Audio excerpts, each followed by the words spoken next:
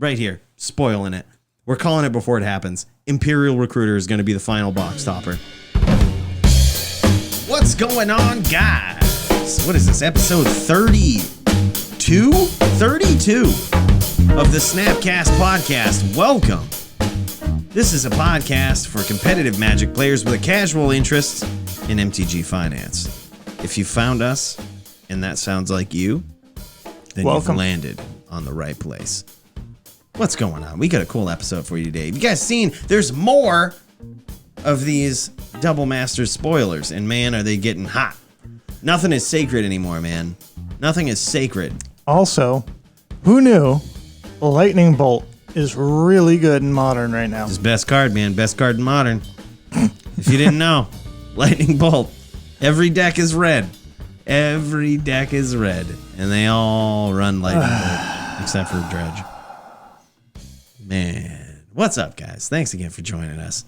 Episode 32, man. My name's Brad O'Brien. For those that don't know, I am joined by the lovely and talented Michael Cooley.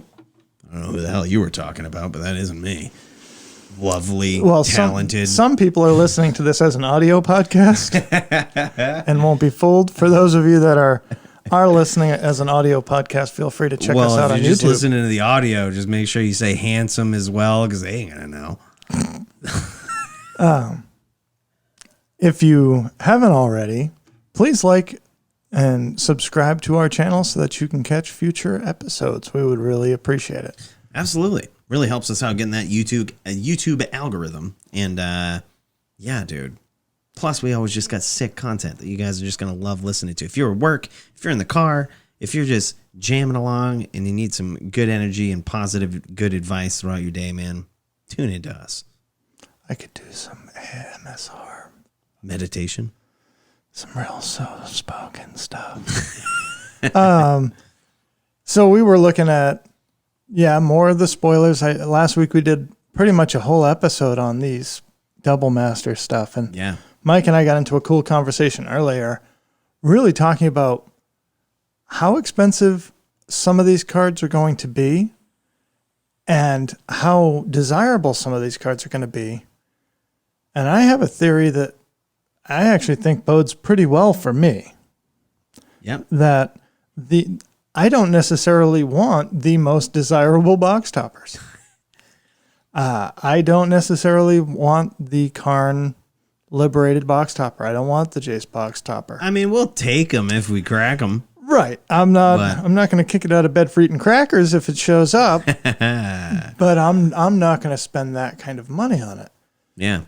But I do think that the people that do want those cards very specifically, the creme de la creme, the mana crypts and that sort of thing, they're going to have to crack a lot of packs to get them. Because the odds on getting any one particular box topper foil, which is only available in the VIP booster Double Masters.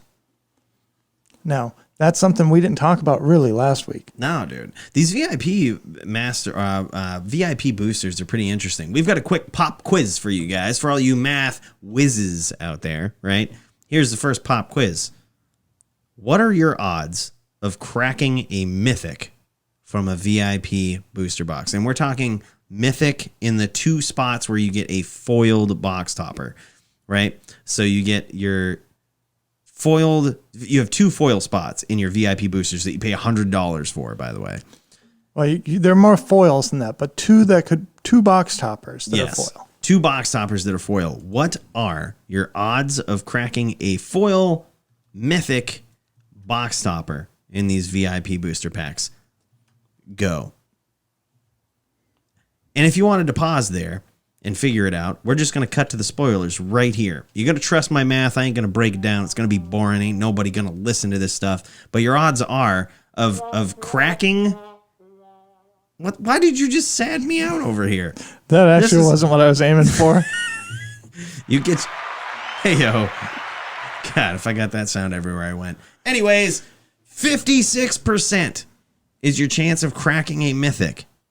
56%. That sounds good to me, right? That's not bad. That's better than half. Right. In one of these packs, one of those 2 is going to be mythic. Right. Like based on like, if you're talking about absolutes here, if you buy 3, technically you should at least get 2 mythics from those, So walk them through how you came to those numbers. Well, you know what I mean? That's kind of boring, but it boils down to this.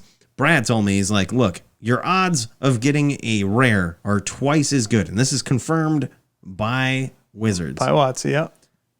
Odds of getting a rare are twice as good as getting a mythic. So I'm like, okay, so technically that means it doesn't mean that it's like 1 out of 2. You know what I mean? It means that your odds of getting a mythic are 33% and your odds of getting a rare are 66%. That's twice as good. So now let's calculate the odds that we do not get a mythic, right? It's 66% from the first roll, right? Because you're getting 2 per pack. 66% from the first roll times 66% from the second roll. Okay. And that will give you your odds of not getting a mythic. And I'll save you the math. It comes out to like 0.43 some odd. Yeah, it's like about 44, like 0.44, let's say. So it's 44%.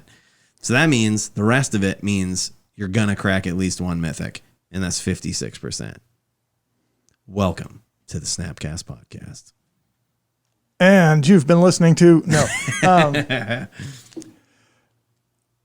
Dude. So here's where we come into my theory. Now, there's 40 mythics? No. No, yes. There's 20 mythics, 40 rares. So there's like 60 box toppers. And you have 40 rares, 60 mythics. 40 rares, 20 mythics. 19 of which have been spoiled. There's still 1 that we're waiting on. What do you guys think it's going to be? They're saving this one for last for a reason. What do you think it's going to be? It's going to, I don't know, man. I got some thoughts, but I'm curious to see what you guys think. But either way, the math even checks out there. So there's actually a total of 40 box toppers. So my math was wrong. Okay. There's a total of 40 box toppers, and how many of them are mythic? 3, 4, 5, 6, 7, 8, 9, 10, 11, 12, 13, 14, 15, 16, 17, 18, 19, 20. Yeah, so 20 is by the time they spoil it all. Right. So there's 20 mythic box toppers. So wait a minute. This changes everything. Rare, but no, because you're still twice as likely. So you could say there's 20 mythic box toppers and 20 rare box toppers. Okay. Or you could say there's 20 mythics and 40, and your odds are you're going to get any one of them. Double Masters. We're looking right now at mtg.gamepedia.com. There are 40 promo box toppers. Okay, I thought there was 60. I thought you told me there was 60. But either way, I think so. This changes how it's calculated, though. Okay. So if there's 40 promo box toppers and at least 19 of them at this point, probably 20 are mythics. Yep. Then you were right. They calculate, is this spot a rare or is it a mythic? And that actually works better for you. That is the better odds. So your odds might actually be slightly better than 56% at cracking a mythic. Cool. Because at that point, it's an individual roll for each spot, right? So we're saying, 66. So it's the same. It's still the same, like 44% that you wouldn't crack a mythic. You know what I mean? But at the same time, you could, odds are odds. Like you could still crack 2 mythics. That's like it. You could have Borderless full art foil Jace right next to Borderless full art Mana Crypt. Yeah. So I shouldn't say they're better, but it's perfect. It's perfectly 56% then. It's perfectly 56%. So yeah, the fact that they're calculating whether or not it's a rare or mythic before they actually populate it with that. Populate it with the card, yeah. Yep, then it's perfectly 56% that your chance of cracking a mythic are. Now, it's funny because we sort of extrapolated this thought into looking at a specific card like Force of Will. Right. If I want to open a Force of Will, how many VIP booster packs do I need to crack? Right. So now you got to take your odds of like finding that specific mythic, which is 1 in 20, right? So it's 1 in the 20 mythic. We're assuming that the last card that they haven't spoiled is a mythic. Yeah. You know what I mean? And based on math, I would imagine they would do that. Like, it's probably a mythic. And they're saving it for last. It's got to be a friggin' mythic. But either way, so 1 in 20, based on a 56% chance to crack this. What are the odds that if you bought 10 packs that you would crack a Force of Will foil, box topper? Yeah. We're not even talking about, because these VIP packs also have another 2 slots for foil rares and mythics. Mm-hmm. So this $100 pack has 2 box toppers, guaranteed foil, 2 other rares or mythics, foil, just not full art. And then the other jank contents, a bunch of foil commons, uncommons, some foil double-sided tokens. Right. So if you bought 10 packs, then actually, your chances of cracking any given mythic, assuming that they're all equal and that they haven't like hoarded Force of Wills and like, we're only putting these in so many packs. If they have even drop rates. Yep. It's about 28%. Specifically 28% if they haven't hoarded any and they're not like, they're not saving some for certain. So you're saying if I spend $1,000, I'm not going to guarantee myself, I'm not even going close to the odds of guaranteeing myself a foil Force of Will. Right. So technically, if you're doing it that way, if we're basing this on, this is going to be a good my theory odds to test. were worse than that to get my Aether Vials, but continue. They sure were, actually. Dude, so technically then, the estimated value or the true value of a foiled Force of Will, a foil box topper Force of Will, should technically be $280. Because if you buy 10 packs, you have a 28% chance to crack it. So if you pay more than that, you're wasting money. You're actually better off just buying 10 VIP packs for $100 each. You'll probably, there's 28% chance you'll get that, but there's also the 28% chance you'll get any of these other ones. That's saying that the whole rest of the product doesn't necessarily have value. Yeah. Like, assuming that it does have value, you have a good chance. I mean, technically, you could get 3 or 4 of them. You know what I mean? If you buy 10 packs, but you know what I mean? You have a 28% chance if you buy 10 packs of getting 1 foil full art Force of Will. So can I tell you what sent me down this rabbit hole? Yes, please. I don't even know why I started doing these calculations, and now I will. I went to our LGS Monday night to play some Modern. For the record, I went 0-2 Quesadilla because I was playing humans against Combotron, which I will look forward to explaining. And please explain the Quesadilla to me. I was just joking all night that I was at the shop and I hadn't had dinner yet, and I was like, I knew I had the stuff here at the house to make quesadillas. So I was like, well, I'm here to play Magic. I did want to hang out with Kevin and my friends, but I for some reason I just knew in the back of my head it wasn't my day. I just knew it, and I was like, well, that's your first mistake. If I O2 drop, I can go home and make quesadillas. See, look, you were giving yourself an out right there. I was excited about it too. Oh, so there you go. I play round 1. At that point, there's more incentive to lose than there is to win. So you painted. Let me tell you what, those quesadillas were better than any of the 4 games of Magic I played before I left. Never go to a Magic event hungry, because you know that if you lose, you can go get food. That's just tip number 1. You want to improve your win percent right there. I played against Jason Clark in round 1. What was he on? He was on Combotron with the new chromatic orrery and Golos, and a dude that costs 3 mana and you can pay 3 mana to untap an artifact. Chromatic orrery lets you use mana as though it were mana of any color. So he's playing Tron lands and went turn 3 Tron both times, followed that up with chromatic orrery. This other guy, make infinite mana, make Golos, play everything off the top of his deck You could have played this entire deck. Dude, what does this orrery do? Chromatic orrery just lets you spend mana as though it was mana of any color. What else? It taps to make 5 mana. Oh my god, get out of town. So it taps to make 5 mana, and you can spend that mana as though it were mana of any color. So you can use that right away to activate Golos. But with the I can't remember the name of this dork that untaps it, but it's, tap, add 5, pay 3 to untap. Oh it's god! It's like a Basalt Monolith combo. Oh my god! For modern so you Tron. just keep activating Golos and casting shit tons of things. Yeah, off the top you can of do anything. You could have a Ballista as a win con. You could, and I'll tell you what. In 2 games that I saw, it was pretty consistent. I didn't follow up with him to see how it went for the rest of the night. Wow! But I was like the original Fast and Furious man. I never had my car. You never had your car. You never had your car, bro. Yeah, so that's cool. Yeah, but you know what that tells me when you tell me that decks like that are wrecking it right now. You know what it tells me? Ain't nobody running Stony Silence.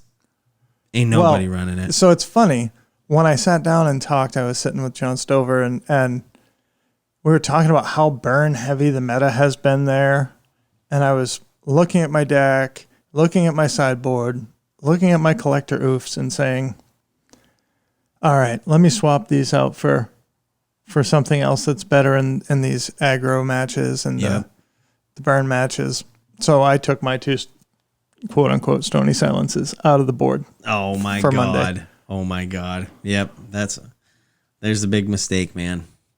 Yeah, I mean but it's cool. That's the coolest thing about Modern is like, Filigree Sages, 3 and a blue. Yep. 3 mana untapped target artifact. I'm so pumped this is becoming a thing, dude. Someone did this you remember, you guys know my pet deck, right? Like my infinite turn, like core tapper style deck that I was so pumped that they reprinted Magistrate Scepter into fucking standard so that I could play this in Modern. Anyways, I picked up Filigree Sages because someone was running that deck and they were running Filigree Sages in that style deck. And I was like, yep, deal, sign me up. Picked up foils for like 75 cents. The fact that like that is being used now and more attention is being brought to it, sweet. Chromatic Orrery, 7 mana legendary artifact. You may spend mana as though it were mana of any color. 3 tap, add 5 mana. 3 tap, draw a card for each color amongst permanents you control. 5 tap, right? 5 and tap, draw a card for each. I can't read it. It's too damn small. Yeah, that is a really small picture. It is 5 and tap. 5 and tap, draw a card for each color among permanents you control. Wow. So people looked at that when it was spoiled and said, oh yeah, EDH All-Star, sure, whatever. Who would have thought? Who would have thought? So, round 1, lose in 2 games to... What is this Vizier of Tumbling Sands BS? Cycle it, untap a thing. Oh my god. So if you play him, he has Vizier of Tumbling Sands is a 3 mana 1/3, 2 and a blue, and it says tap, untap, target permanent. But it also has cycling for 1 and a blue. And when you cycle it, you can untap target permanent. Oh my god. So you can tap your Chromatic Orrery for 5 mana, cycle this guy for 2 of it, untap it, tap it again, and play Karn. So this guy is like Black Lotus, draw a card. Yeah. That's nuts, man. And yeah, it was super powerful. Like I said, I didn't follow up with him. Maybe he will be listening to this later tonight or tomorrow, and he can chime in and tell us how we did. Kiora, Behemoth, Beckoner. Untap target permanent. Oh my! That's all that matters. Oh my! This is so nuts. Untap. Yep. God, that's so stupid. God, this deck is nuts, dude. And Ancient Stirring, sylvanscrying, just I gotta have 7 mana as soon as I can. And okay, so it has. I literally only see 2 win conditions in this deck, and that is Walking Ballista and Karn the Great Creator.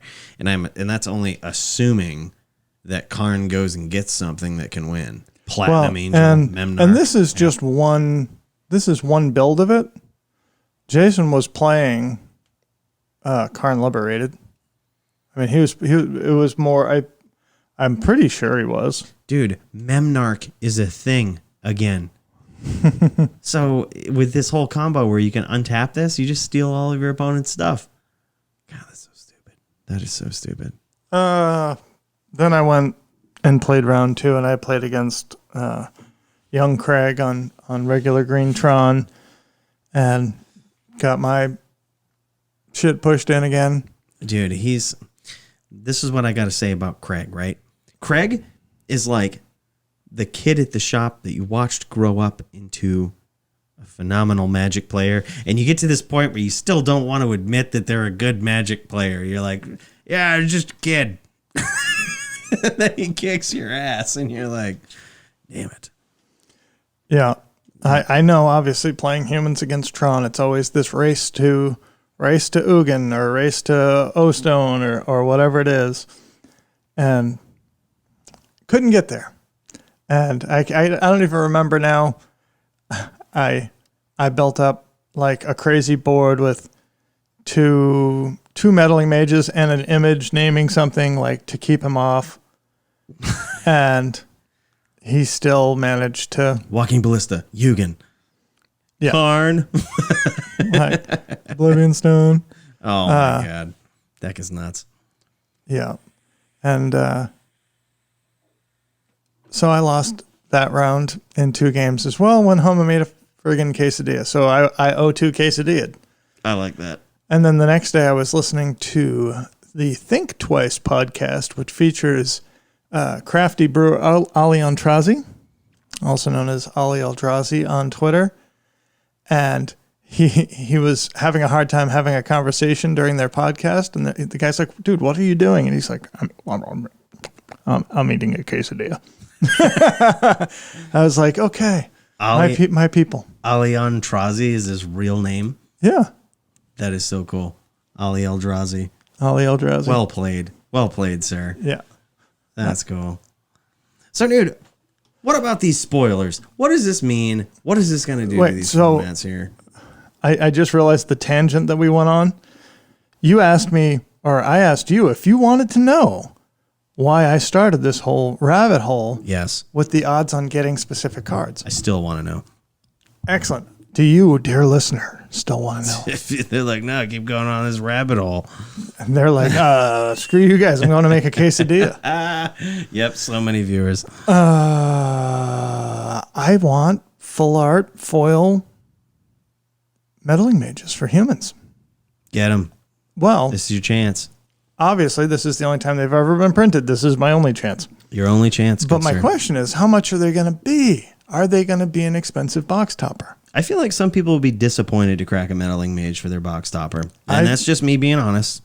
Like, you wouldn't be one of those people. But I feel like people who are aiming for the Force of Wills and the Mana Crypts are going to be like, oh, damn it, I got a Meddling Mage. And so, it's this balancing act of, with the rares being twice as common, and Meddling Mage in this box topper scenario is considered a rare, there's going to be more of these than those really sought after, like I say, creme de la creme of the box toppers. The people that want to open a Jace or a Karn or a Force of Will or a Chrome Mox are going to take that pack that they just cracked that has a Meddling Mage and friggin' Urza's Mine box topper. Yep. And they're going to pitch those for $20-$30 a piece to go into their next VIP booster.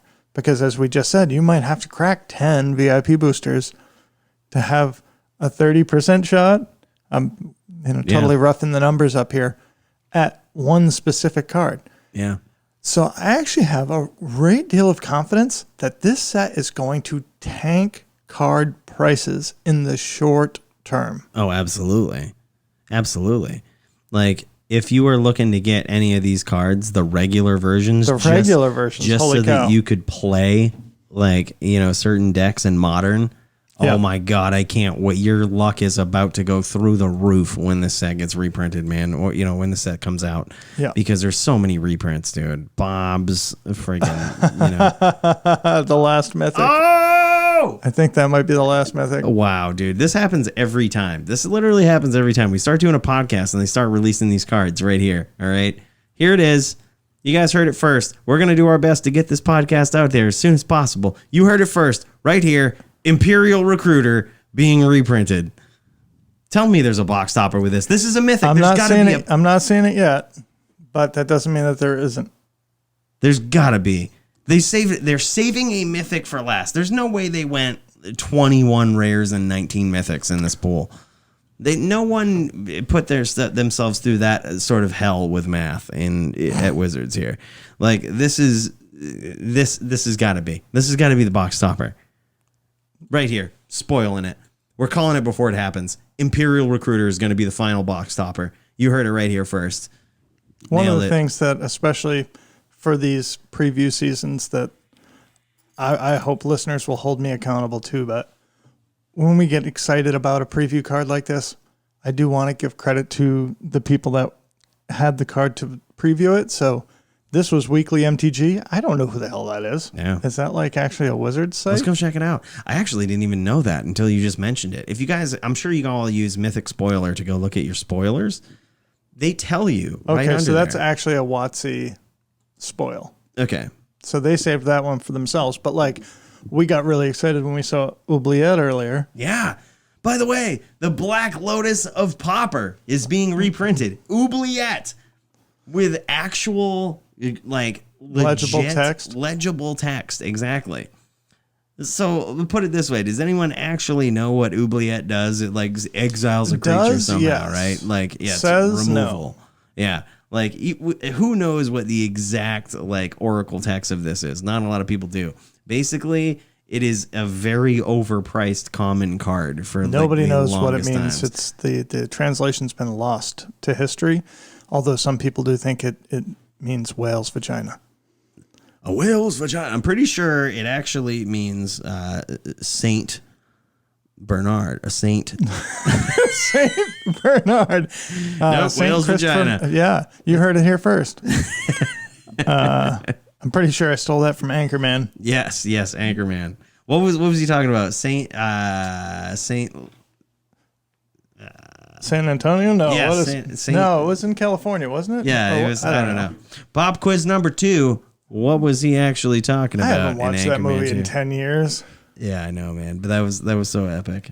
Will Ferrell was the man, dude. One of the best comedians for a little of while. all time. Yeah, he's fallen off these days, but good dude. But Imperial Recruiter. Back to the excitement. Imperial Recruiter. You heard it right here first. This is going to be the final box topper right here. All the math checks out. Imperial Recruiter, final box topper. You didn't even call me out on. Do you know who got to preview Oubliette? Who? So there is one member of the Magic content creation community that has been one of the largest advocates for the Pauper format. He's a very famous MTG YouTuber that is all about cards needing to be reprinted to bring down the cost of the game. Have you figured it out yet? No. He, like you and I, purports to work in higher ed. Still clueless. He wears a tie a lot of times in his videos. Still clueless. I'm talking about Tolarian Academy's, Tolarian Community College's professor. Oh, no way. He spoiled Oubliette? He spoiled Oubliette. Does it actually credit him with that down here? So if we scroll down to Oubliette, like I'm curious as to how accurate this is. I never noticed this before. It literally credits the source right under. Oh my God. Yes, it does. Tolarian Community College. It says that right under Oubliette. So if you haven't seen it, I won't subject the whole audience to this right now, but after we're done casting, Mike and I are going to watch the professor's preview video for Oubliette. It's brilliant. It's super fun. It's a little kitschy. After a minute, you're like, okay, I get the joke. Okay, I get the joke. But it's really well done. Wow. And he has been like pounding the table over this card for a couple of years. Oh yeah, dude. Yeah, I'm happy they brought it back. I'm happy they reprinted it and they printed it at Uncommon. I feel like that's fair. Totally That's fair. a fair printing of it. Good job. Good job, Wizards. I also know a lot of people that are excited about the Ad Naz reprint. I mean, it needed to happen. I'm not happy about it, but I'm saying I know people that were happy about it. It needed to happen. I got all of mine at 50 cents when it was garbage and no one liked it. And suddenly I looked the other day, it was like $30. I'm like, really? Should I sell these? So speaking of cards that you can get for 50 sense now or in the near future, you might as well get your Thopter Foundries and Sword of the Meeks. Yeah. I mean, Thopter Foundry has always been dirt cheap, but Sword of the Meek went through the roof. Yeah. Yep. Thopter Foundry, I don't think is really, ever since they unbanned that combo in Modern, that was the peak, I believe, of Thopter Foundry. Yeah. But ever since then, like when people didn't really use it when Sword got unbanned, like it went right down to like 250 and hasn't really been over that since. Well, now it's going to be pocket change. Yeah, it's reprinted at uncommon. It's worth having in your collection. Yep. But they're reprinting Sword of the Meek at rare. That's cool. That's really cool. Maelstrom Pulse, didn't need it, don't want it, don't care. Nope. All of the Fetid Heaths, like the Filter Lands they're reprinting here. I don't think we really needed those reprints either, if I'm being completely honest. It was interesting. Apparently these are like $10. Yeah, we didn't need those reprints. $10 is affordable. $10 would be affordable if it was a card that you really wanted. Yeah. Nobody really wants to play these, Yeah, except for certain really mana. Can you get them? Nope. No. Flying away. I have an invasion right now. My house has been inundated with flies, The but green ones too. green-eyed bastards. Yep. We're gonna get them. Mishra's Factory, Ash Barons. Are you gonna get them, or are you just gonna knock the mic off of the mic stand? I had to remain mindful of that. I was taking a couple of swings, but it has to be over in this area where there's nothing important that can break, and that's a lot to ask out of a fly. So we aren't going to crush you again. We're not going to crush you 2 weeks in a row with stuff from the spoiler set. I am excited about a lot of these things. I am thinking that this is going to be a great time to build your Modern collection. And I think you put it well last week. If you're somebody that wants to have options, right, in the decks that you play in Modern, you really do have to have a pretty broad collection. You can be the person that just has your deck and looks for reprints to either pimp out to improve your deck, or with new sets you might add to your deck. But as a longtime player of the game, you want a collection to pull from. Yeah. And I mean, also it's a good time to ramp up your collection of like commander cards that you didn't really want to get. Like these freaking filter lands are going to be $3-4. Mark my words. Oh, if that. Yeah, if that. People are going to crack so much of this product to try and get the specific cards that they want that it's going to drive the average cost of the rest of the set to pennies. Yeah. Also, there's going to be 2 rares in every pack and 2 foils in every pack that are rares. And that's the regular packs. Now I'm not talking about the VIP packs.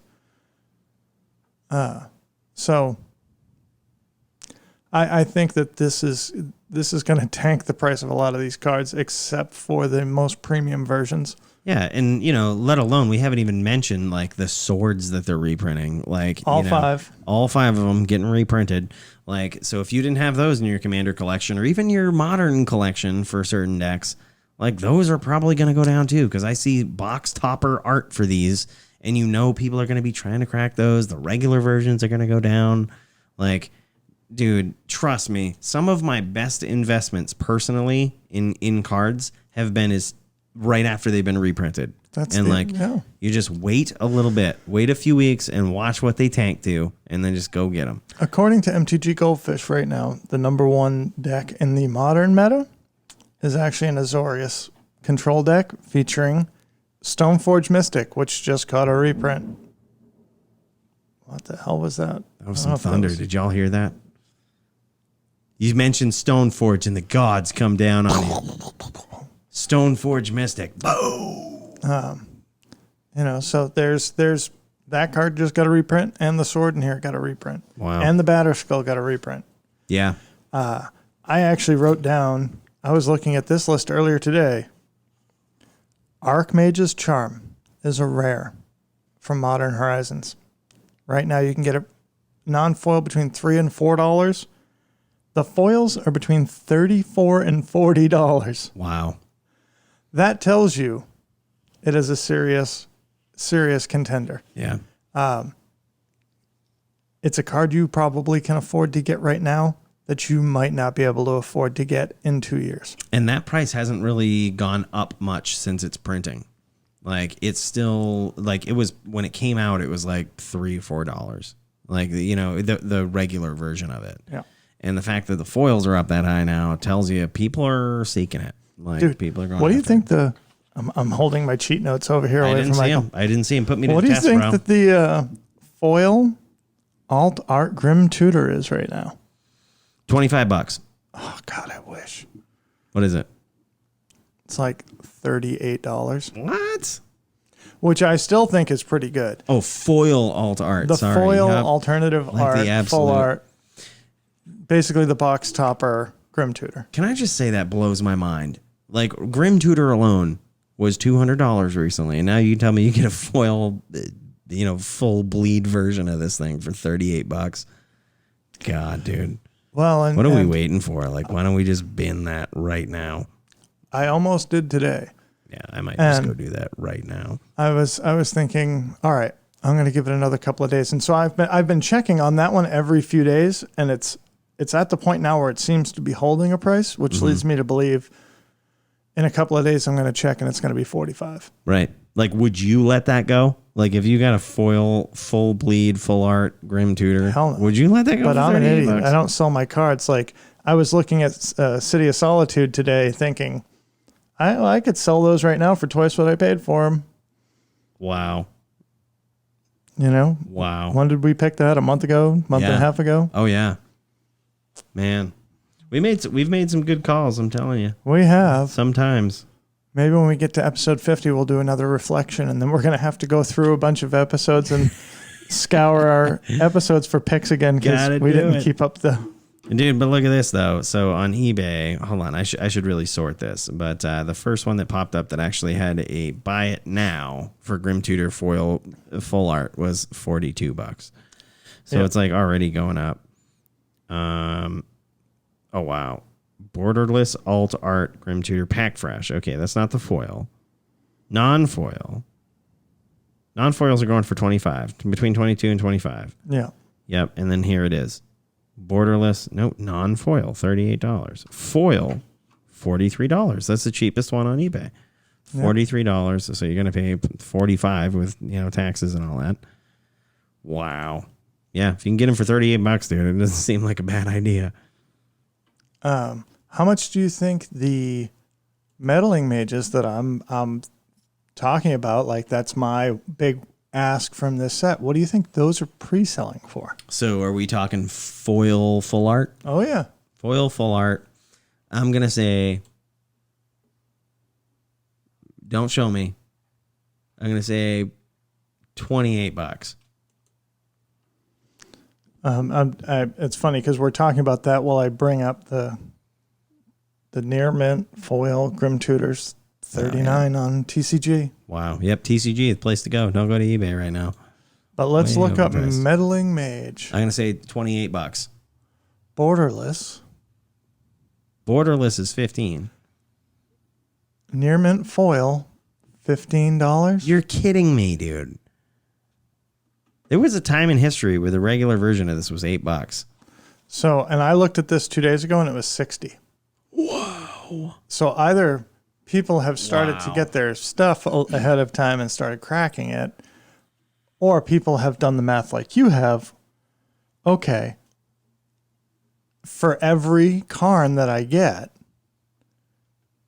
in full art foil, I'm probably going to have 3 of these. Right, at least.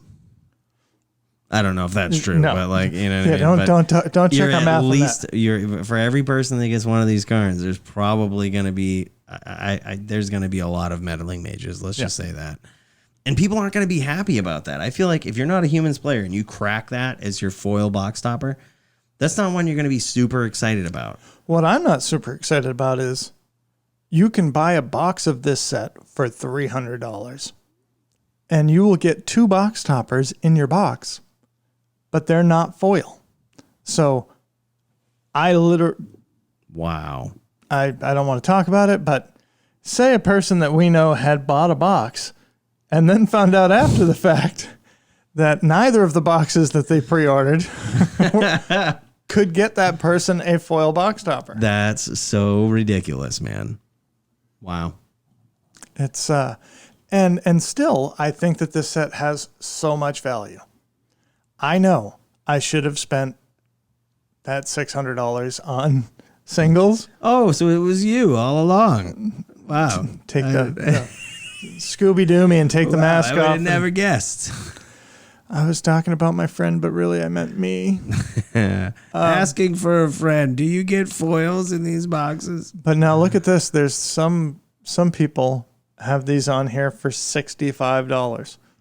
So we're looking at Power Leech Games is offering 7 copies of the Meddling Mage Borderless foils for $15 a piece. Yeah. And then somebody else has it for $15, then $20, then $50, $65, $78, $85. If you buy the first 11 of these, you bring the price of it up 50% right away. Yeah. So a lot of people, I think a lot of these were holdovers from people that posted it probably last week. Oh, for sure. Now they realize the odds on actually seeing these are going to be a lot more common. And if somebody cracks 10 VIP boosters, they put $1,000 into it, and they're really hoping to get some cards. What are they going to do with all of the other cards? Right. And I mean, look at all the other rares that you can crack too with these, right? So like Meddling Mage, I feel like, and this is just personal opinion that's not, Brad based over here. I feel like Meddling Mage is probably among the worst that you could crack. And, Ouch, man. Followed by Fatal Push. You know Yeah. what I mean? Like that's a pretty bad one to crack, I would think. But then look at all these other ones. You can crack a Blood Moon, a Gob Guide, a Toxic Deluge, a Cyclonic Rift. Brainstorm probably wouldn't be a good one, but like there's a lot of other ones that if you don't crack like your Mythic, there's still a lot of good ones that you can crack. Stoneforge Mystic for a rare. At rare, you could crack, there's a good chance you crack a foiled box topper Stoneforge Mystic, along with Exploration, Noble Hierarch. Crop Rotation is, again, probably among the worster ones. But I feel like there's, I guess Expedition Map too. Lightning Greaves would suck. Maybe it's like middle of the road. Meddling Mage foil box topper is like middle of the road, I would say. That's not saying a lot for it's this only set. played in one archetype. Right. So like Expedition Map, largely played in one archetype. Yep. You're playing Expedition Map with the Tron lands. Yeah. So think about it this way too, right? Like what of these rares is like Mythic worthy crack? You know what I mean? That like you crack that and you're like, well, shit, that easily could have been a Mythic and I would have been happy about it. Stoneforge Mystic. Yep. Right? That's definitely one where you're like, yeah, okay, Cyclonic great. Rift. Yep, Cyclonic Rift. Probably Thoughtseize. Another one. The Thoughtseize with this art. Yep, Yeah. Oh, pretty absolutely. sick. And then I would probably argue like Goblin Guide maybe is one of the ones that you're like, wow, okay. Again, it's one of the things that's weird is Stoneforge Mystic right now is only in control decks. Goblin Guide is only in burn decks. Noble Hierarch too is like another one. Noble Hierarch is another one. It's been reprinted so many times Yep. that it's just cost-wise is in the tank. It's a super playable, ultra mega staple. Right. So we just named like 4 or 5 rares that like, okay, great. If I crack those, I'm not going to be upset. Now, if we take the I'm not going to be upset factor and throw that in, right? We have, let's say, just to make it easy, 25, I'm not going to be upset cracking these, you know what I mean, out of 40. 25 out of 40, and then 15 out of 40, you're going to be like, God damn it. That could have been a Stoneforge. That could have been a Exploration. That could have been a Thoughtseize, like something, you know what I mean? Yeah. Your odds of cracking something good go up quite significantly, dude. Like, yeah, so I don't know.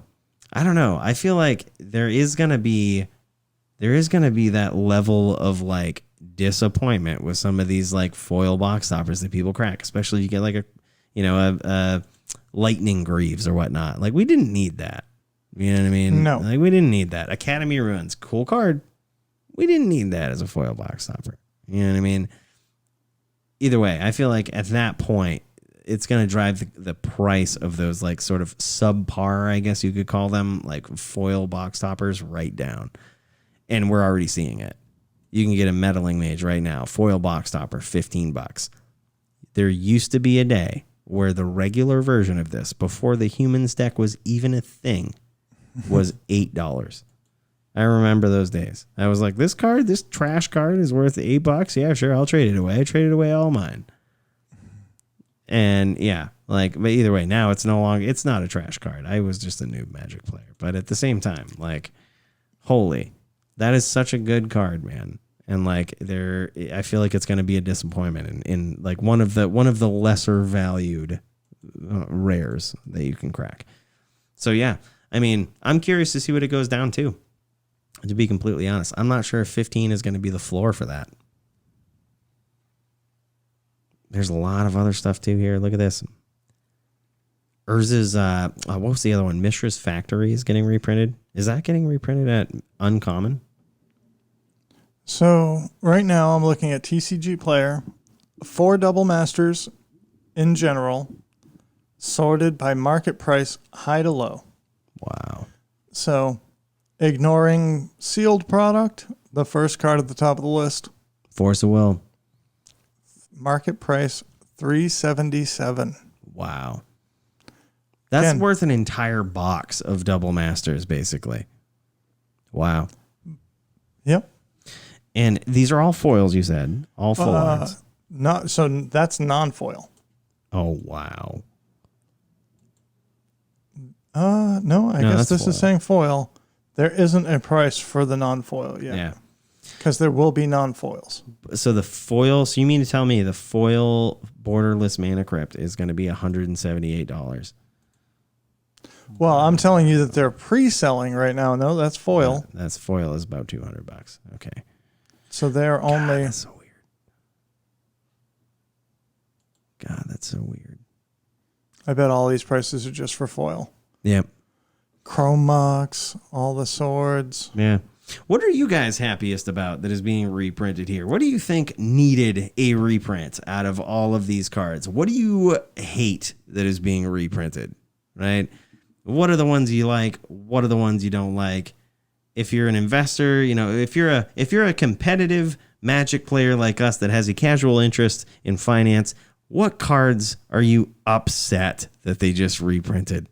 What's your biggest one out of the set, Brad? Are you like, God damn it, we didn't need that reprinted? Oh, man. I actually, now I'm going to cheat. Yeah, we got to. We got to cheat. But, and especially like, okay. Oh, we didn't even talk about Can I just say Pure mine? Steel Paddle. Please say yours. Spellskite. We didn't need that, dude. You no. just reprinted that into the ground. Like, there was a window for people to pick that up. And, like, you know, if you made any sort of investment when that went down to, like, $2 after the last reprinting, we didn't need another one, dude. It's not even used in a lot of decks now. Come on. We didn't need another Noble Hierarchy. Yeah, that's Brad's. We definitely didn't need it. I almost wanted to say it for you, but I wanted you to come to the conclusion. Yeah. You know, we needed Tron lands. We didn't need engineered explosives. Nope. Exploration, I agree with it. I'm happy about that. Like, that's a $5 card in my opinion. You know, I know it's a good card. I'm not saying it's a bad card. It's a very good card, but it's used in Legacy and some Commander decks. I'm happy for Cyclonic Rift. I don't understand Voice of Resurgence. Yep, I don't get that either. You know, Voice of Resurgence, I guess it hasn't been printed since Dragon's Mage, but man, we didn't need... The thing is, that was the only card of value with that set, so everybody had them, and I think it's already had a reprint. Yeah. Yeah, there was 2 cards in that set worth anything, and it was Voice of Resurgence and the Voice of Resurgence token. So bad. Court of Calling, I understand it, but I don't think it was necessary. Mishra's Bauble was necessary. I don't know, dude. I'm on the other camp with that. Like, that guy, people knew. Okay, Here's the history. Mishra's Bauble used to be a $40 card before it got reprinted. And then it went down to like $5. And I was like, and then it was yes. back up to $10-$12. Yep, and I was riding that wave. I was yeah, I got him at $5, homies. And then they just reprinted again. Come on, guys. I don't. An uncommon in the modern era shouldn't be more than $10. I don't know. Yeah, I have a hard time with that. That's true, I guess. That is true. Fair point. I'm excited for Mox Opals because they've been banned and reprinted, so I might be able to afford them. Finally, right? Ensnaring Bridge was just printed in M25. Don't think we need it. Nope. Okay, so I'm going to say it's time to kill some flies. It was awesome having another chat with you, Mike. Absolutely, man. As always. We might have talked some smack about this set, but by and large, I'm excited to open some packs of this set. I can't wait till people open packs and I can buy their cards for dirt cheap. That's all I'm saying about it. I can't wait. Let's get it. If you haven't already, like this video and subscribe to our channel. And if you're listening on YouTube or watching on YouTube, check us out on your favorite podcast host. I'm actually thinking about pitching an idea to Mike for a midweek extra content thing. Also, keep an eye out for Attacking the Meta. Andy's been doing those videos every week. Some of them have been fun. Some of them have been anti-fun. So, different strokes for different folks. I love them, though, either way. You know what we haven't said in a long time? Spread the podcast, not the plague.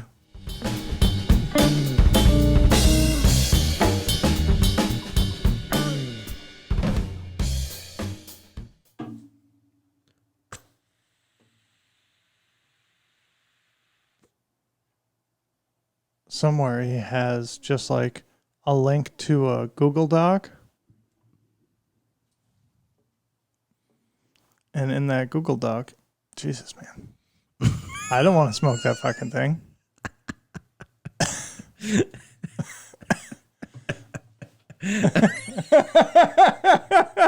We really ought to take that clip and let's remember that's about 3 minutes in.